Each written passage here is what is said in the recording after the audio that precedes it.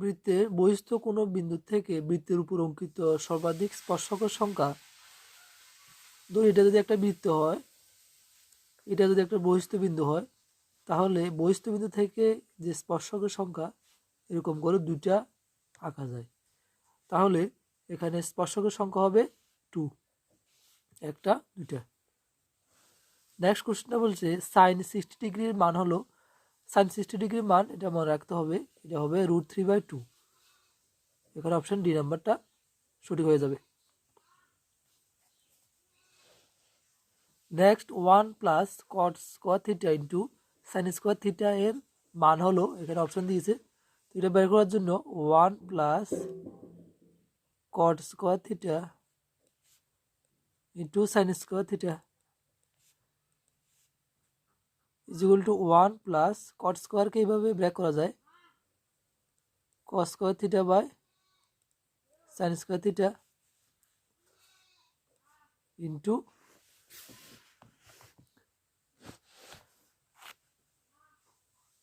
Sign square theta. তাহলে এখানে এটা এলসিএম করে দিচ্ছি, সাইন স্কোয়ার থিটা আর এখানে আসছে sine square theta plus cos square theta, আর এটা ইন্টু আকারে আসছে, সাইন স্কোয়ার থিটা ক্যান্সেল হয়ে গেল, তাহলে থাকলো কি sign square theta plus cos square theta, sign square theta plus cos square theta সমান সমান 1 লেখা যায়, এটা একটা অবধাবলী। তাহলে এখানে অপশন বি হবে সঠিক।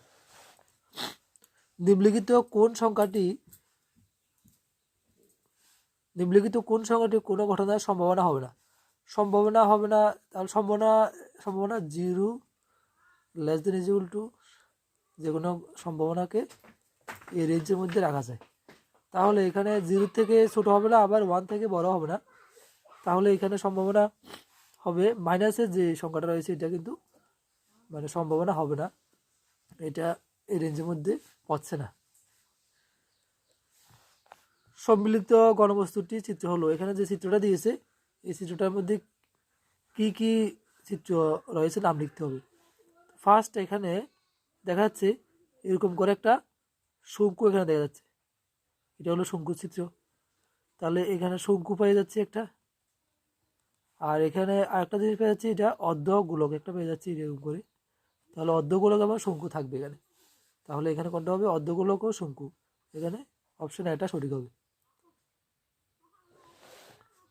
নেক্সট বি নিচের প্রশ্নগুলোর উত্তর দাও। এখানে 11 নম্বর কোশ্চেনটা বলছে 24কে বলিক উৎপাদকের গুণফল রূপে প্রকাশ করো। তাহলে এখানে 24 সংখ্যাটাকে এভাবে বলিক উৎপাদকে বিশ্লেষণ করতে পারি।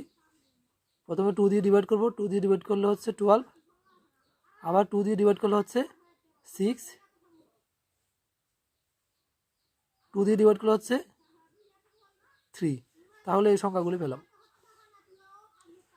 তাহলে এটা গুণের ফল আকারে যদি প্রকাশ করি, তাহলে 2 ইন্টু 2 ইন্টু 3, এটা হলো মৌলিক উৎপাদকের গুণফল রূপে প্রকাশিত হলো।